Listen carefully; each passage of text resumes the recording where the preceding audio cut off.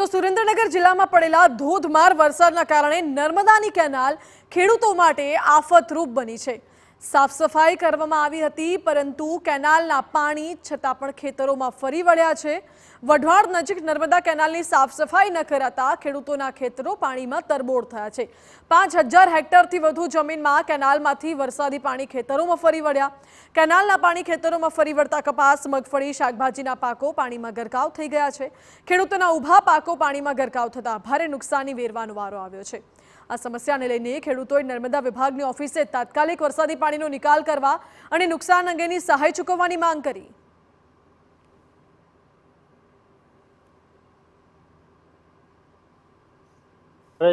કે બે બ્રાન્ચ બનવાથી જે વઢવાણના ખેડૂતના જે ખેતરમાં પાણીનો ભરાવો થયો છે, તેના કારણે 5000 હેક્ટર જમીનમાં અત્યારે પાણી પૂરેપૂરું ભરેલું છે।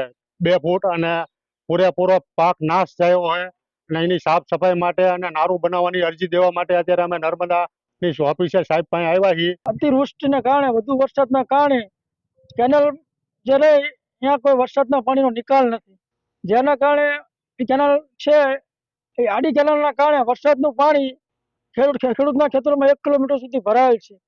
આ 1 કિલોમીટર સુધીમાં કોઈ પણ પ્રકારનો પાક હાલની પોઝિશનમાં રહે એવું પોઝિશન નથી, કારણ કે પાણી ભરેલા કેડમાં પાણી પીડ્યું અને જે તે સમયે વરસાદના પાણીનો નિકાલ થાય એવું કોઈ આયોજન થયું નથી।